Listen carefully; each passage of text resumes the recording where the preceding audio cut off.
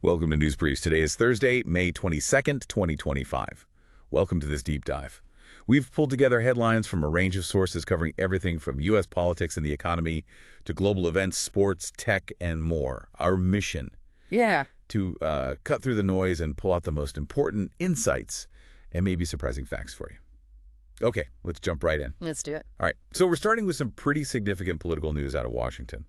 The House just approved President Trump's one big, beautiful bill. It's a large package. Includes major tax cuts, extending those 2017 ones, and changes to social programs. Think work requirements for some Medicaid users.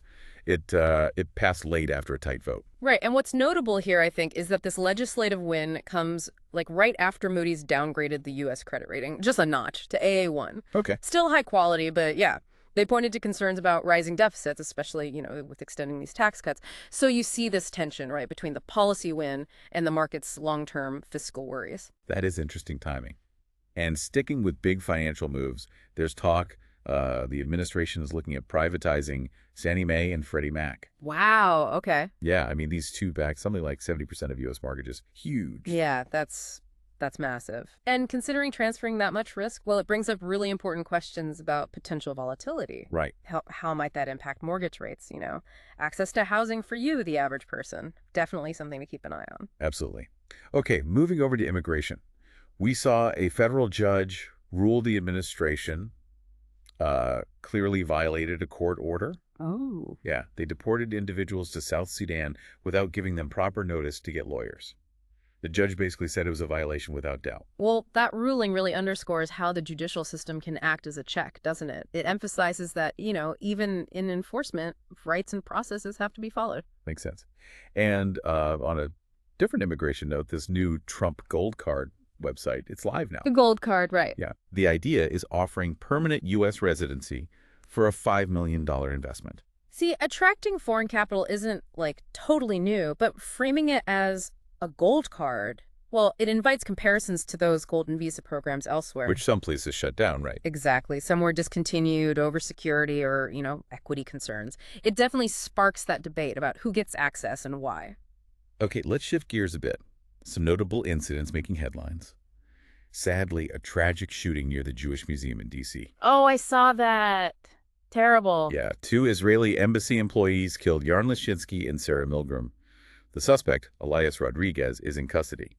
Reports say he shouted, "Palestine Libre." It's just a stark, awful reminder of how global tensions can flare up right here. It's led to international condemnation, security boosts for diplomats, really highlights their vulnerability. It does. Also in the news, the CIA confirmed some kind of security incident outside their place in Virginia.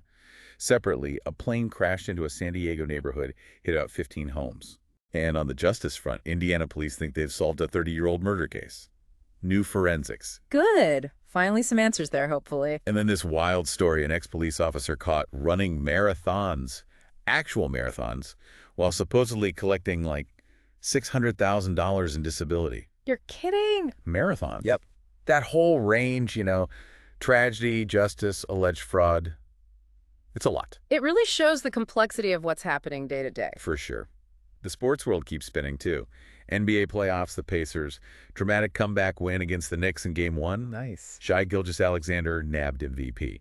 And Anthony Edwards. Find another $50K. His season total is over $400,000 now. Wow, that $400 K figure, that's pretty significant for fines in one season.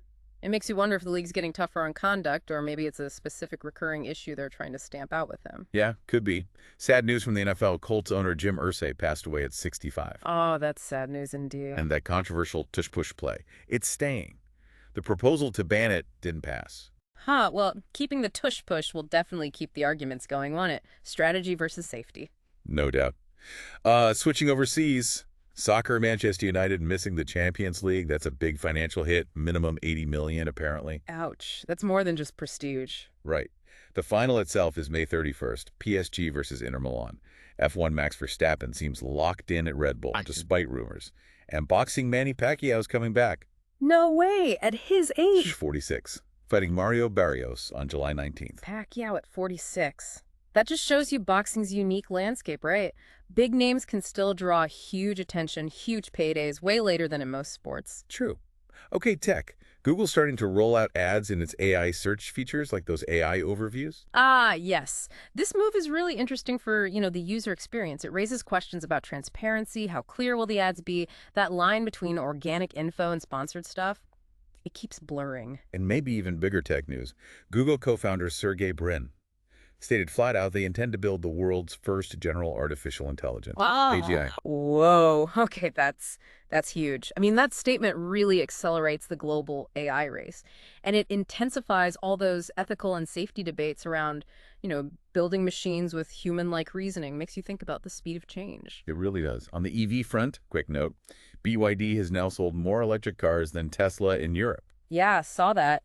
That shift really points to increased competition, doesn't it? More global players stepping up. For you, the consumer, that could eventually mean more choices, maybe better prices. Good point. Shifting to science and research, some promising news. A new food preservation method using lentils reported. Lentils, interesting. Discoveries like that using natural stuff could be really important steps toward, more affordable, more sustainable food production. Definitely sounds promising. Right. And Leukemia and Lymphoma Society, they're putting up serious cash up to $2.5 million per study to research increasing access to cancer trials for underrepresented groups. Oh, that's so critical. Making sure clinical trial results actually apply to everyone across all demographics. It's absolutely key to improving health outcomes broadly, making sure new therapies work for diverse populations. Absolutely vital. Turning to religion, Pope Leo XIV, the first American pope, made his first U.S. bishop appointment, Michael Famim, in San Diego, and appointed a nun to a key Vatican post. He also recently called for aid for Gaza, an end to hostilities. Those appointments could signal, continuing diversification in Vatican leadership. And his comments, well, they underscore the papacy's ongoing role in addressing global humanitarian crises. Right. And just a historical note for today, May 22nd, it's the death anniversary of the great French writer Victor Hugo. Ah, Victor Hugo. A reminder of how powerful art and stories are long after the daily headlines fade, right? Well said. Okay, finally, a quick look at some regional news from Madison, Wisconsin. The Independent Monitor's police report is due out Saturday.